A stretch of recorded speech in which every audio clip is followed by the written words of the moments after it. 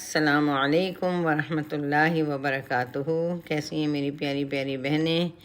میں آج کی کلاس میں آپ سب کو خوش آمدید کہتی ہوں، مرحبا بطالب العلم۔ اور اس امید کے ساتھ ہم اپنی کلاس کو شروع کریں گے کہ ہم جو بھی پڑھ رہے ہیں، اللہ سے دعا ہے کہ اللہ تعالی ہمیں اس کو پڑھ کر، سمجھ کر اور اس پر عمل کرنے والا بنا۔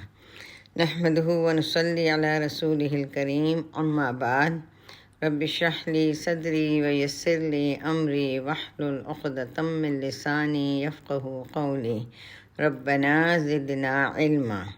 اللہم صلی علی محمد وعلی آل محمد کما صلیت علی ابراہیم وعلی آل ابراہیم انک حمید مجید۔ اللہم بارک علی محمد وعلی آل محمد کما بارکت علی ابراہیم وعلی آل ابراہیم انک حمید مجید۔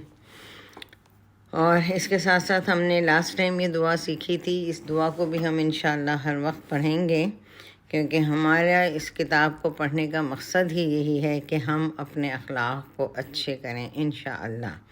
تو آپ لوگ بھی پڑھیں میرے ساتھ، اللہم کما حسنت خلقی فحسن خلقی۔ اے اللہ، جس طرح تو نے میری ظاہری ساخت یعنی میری صورت اچھی بنائی ہے، اسی طرح میرا اخلاق بھی اچھا کر دے۔ اور آپ کو یاد ہوگا کہ یہ بھی آپ کا ہوم ورک تھا کہ اس کو اپنے ہاتھ سے لکھ کر اپنے مرر پر لگائیں، کیونکہ جب ہم اپنے ہاتھ سے کوئی چیز لکھتے ہیں نا تو وہ ہمیں یاد جلدی ہو جاتی ہے۔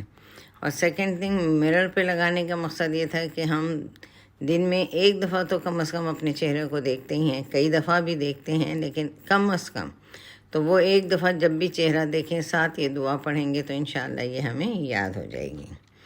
اور اب اہم ترین چیز کیا ہے کہ جو کچھ ہم سیکھ رہے ہیں اس پر عمل کریں۔ عمل کریں گے تو ہمارے سیکھنے کا فائدہ ہے، اگر ہم عمل نہیں کریں گے تو فائدہ بھی کچھ نہیں ہوگا اور بلکہ ہمارے ذہنوں پر ایک بوجھ ہو جائے گا۔ آج کا ہمارا ٹاپک ہے نرمی، جینٹلنس، اور عربی میں اس کو کہتے ہیں الرفق۔ اچھے اخلاق، اچھی عادات، اچھے مزاج اور اچھی گفتگو کا نام ہے۔ اچھے اخلاق سے اچھی اور ابتدائی چیز، اچھے اخلاق میں سب سے اچھی اور ابتدائی چیز نرمی ہے۔ نرمی کے لیے عربی میں لفظ ہے الرفق، رفقہ،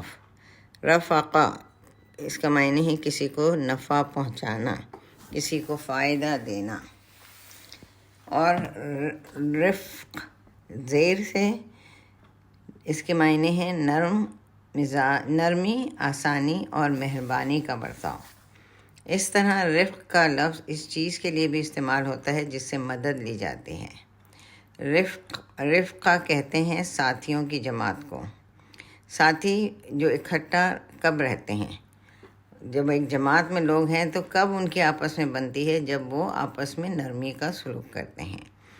رافقہ کے معنی ہیں لطف و مہربانی یا نرمی کے ساتھ سلوک کرنا۔ رفیق کے معنی ہے دوست، اور دوست کے لیے انسان ہمیشہ نرم خو اور مہربان ہوتا ہے۔ مرفق عربی میں کوہنی کو کہتے ہیں، اور کوہنی ٹیک لگانے کے استعمال میں آتی ہے۔ مرتفقہ کا لفظ ہم قرآن پاک میں پڑھ چکے ہیں، یہ جنت کے لیے بھی آتا ہے اور جہنم کے لیے بھی۔ جہنم کے لیے آتا ہے وساعت مرتفقہ، اور بری ہے وہ رہنے کی جگہ، اور جنت کے لیے آتا ہے وحسنت مرتفقہ، یعنی کیا ہی خوب، کیا ہی اچھی ہے وہ رہنے کی جگہ۔ اور اس کے معنی سہولت کا سامان، سہولت کی جگہ۔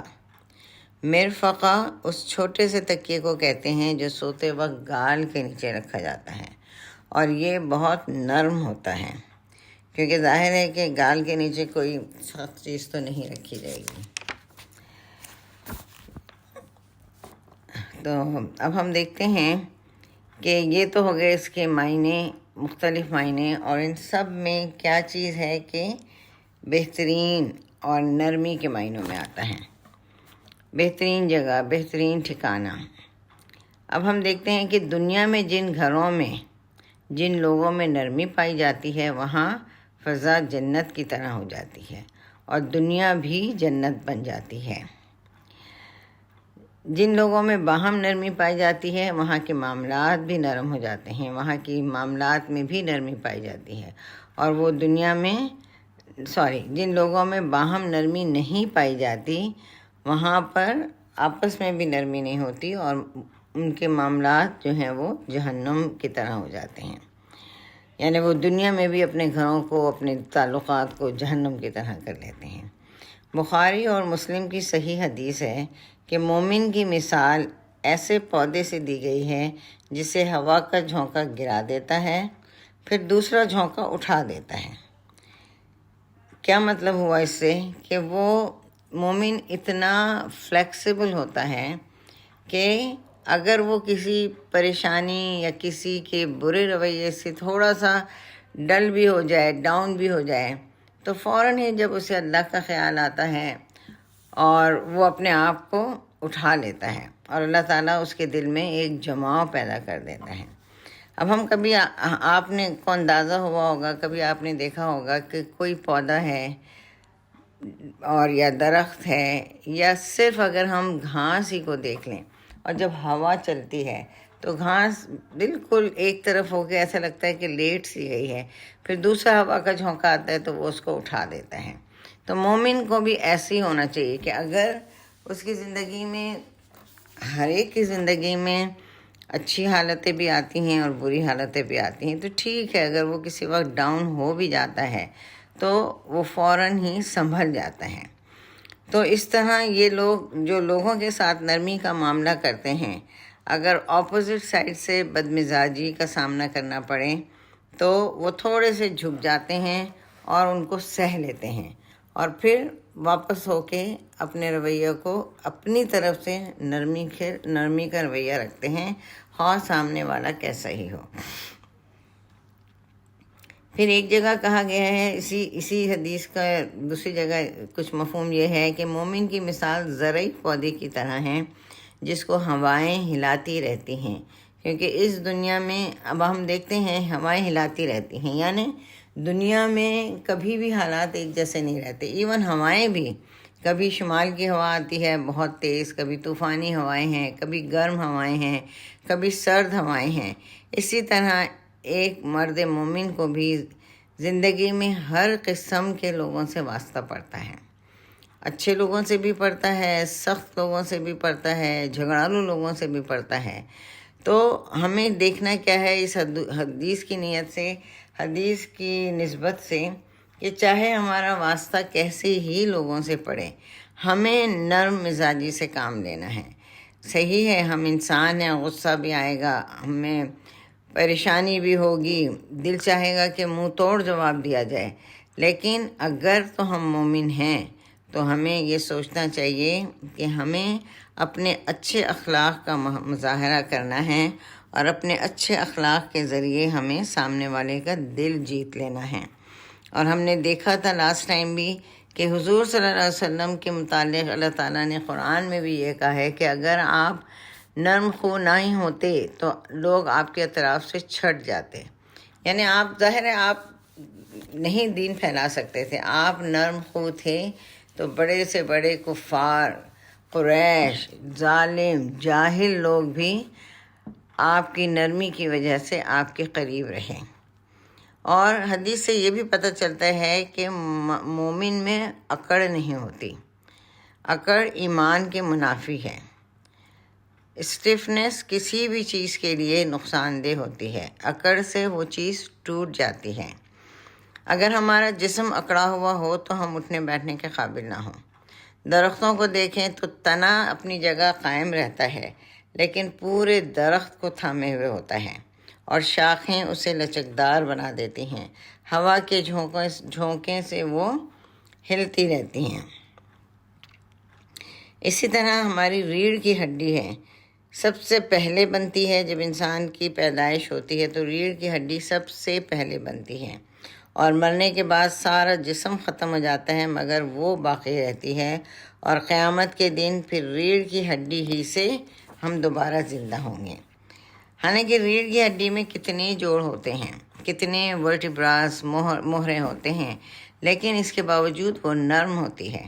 ہم دیکھتے ہیں کہ ہم کس طرح اپنے آپ کو جھکا لیتے ہیں، جس سمت میں چاہیں ہم اپنے آپ کو موڑ لیتے ہیں۔ اور جیسا کہ ایکسرسائز کرتے وقت ہم دیکھتے ہیں کہ ہم اوپر نیچے بھی ہوتے ہیں، دائیں بائیں بھی ہوتے ہیں۔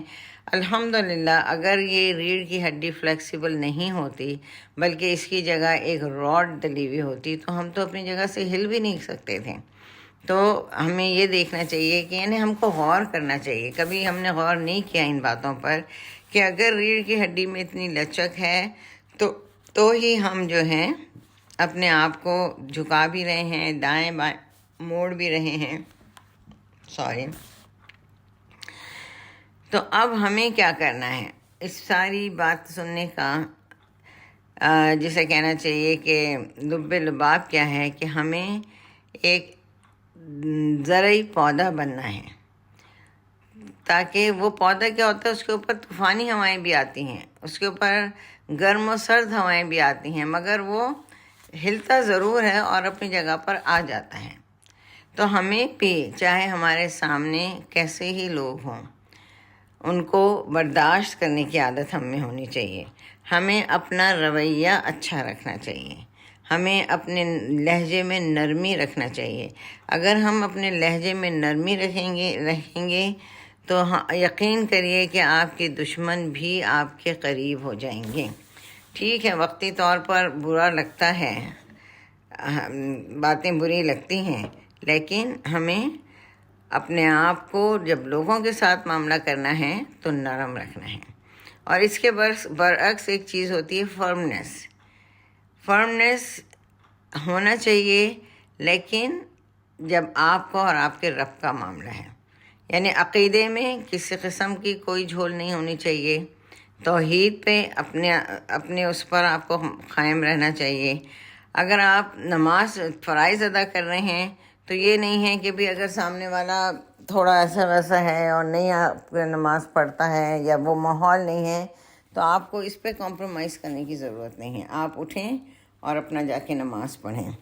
صدقہ دینا ہے، آپ صدقہ دیں، چاہے دنیا آپ کو کچھ بھی بولتی رہے کہ بھی پتہ نہیں وہ صحیح جگہ پیسے جا رہے ہیں یا نہیں جا رہے ہیں، آپ کو اللہ کی خاطر نکالنا ہے، ضرور نکالیں۔ پھر اپنے ذاتی معاملے میں فرائض کی ادائیگی میں انسان کو فرم رہنا چاہیے، لیکن جہاں پر لوگوں کے ساتھ معاملہ کرنا ہے وہاں پر آپ کو نرم ہو جانا ہے۔ اور اس کی مثال ہم ایسے بھی دیکھ سکتے ہیں کہ 2 اینٹ ہیں، جب ہم 2 اینٹوں کو آپس میں ملاتے ہیں تو اس میں کیا ہوتا ہے کہ اس میں جو بیچ میں سیمنٹ ہوتی ہے وہ تھوڑی لیکوڈ ہی ہوتی ہے تاکہ یہ آپس میں جڑ جائیں۔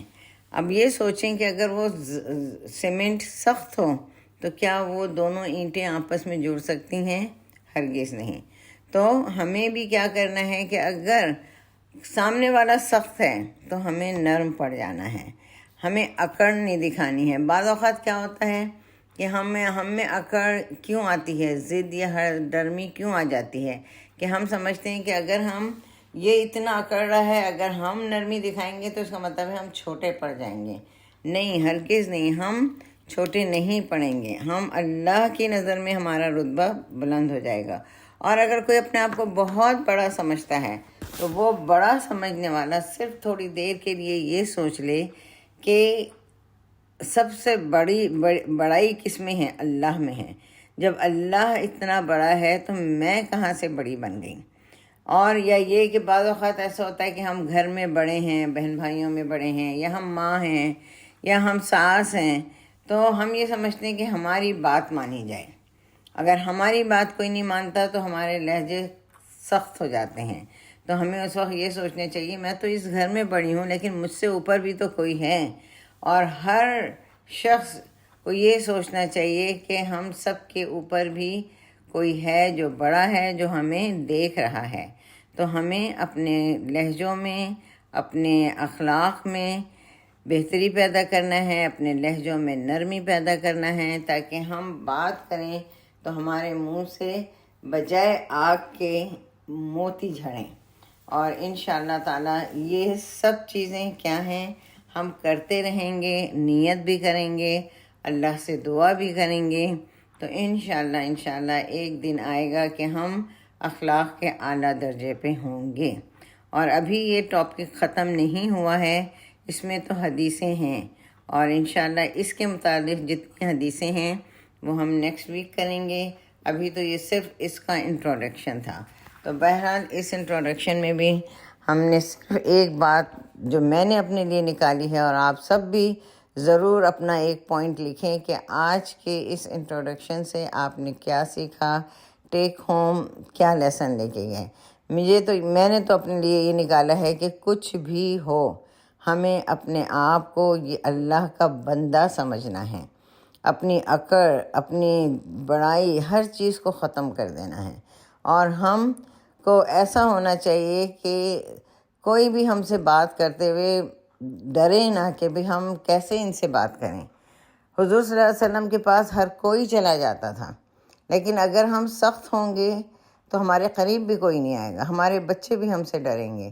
تو ہمیں لہجے میں نرمی پیدا کرنا ہے، اور اپنے ایسے کام کرنا ہے جن سے اللہ خوش ہو جائے، اور پھر وہ کام کریں گے اور لوگوں کو ہم اپنی طرف بلائیں گے، دین کی طرف بلانا چاہیں گے، تو اس میں سب سے پہلی چیز یہ ہے کہ ہمارا اخلاق اچھا ہو، اور اخلاق اچھے ہونے میں سب سے پہلی چیز ہمارے لہجے میں جینٹلنس ہو، نرمی ہو۔ انشاءاللہ اس دعا کے ساتھ کہ یا اللہ ہم سے وہ کام لے لے، ہم میں وہ اخلاق پیدا کر دے جو تجھے پسند آ جائیں، اور میزان میں ہمارے اخلاق ہمارے میزان کو بھاری کر دیں انشاءاللہ۔ سبحانک اللہم و بحمدک، نشہد ان لا الہ الا انت، نستغفرک و اتوب الیک۔ اب انشاءاللہ سسٹر سعدیہ سے ہم تجوید کی کلاس لیتے ہیں۔ السلام علیکم ورحمۃ اللہ وبرکاتہ۔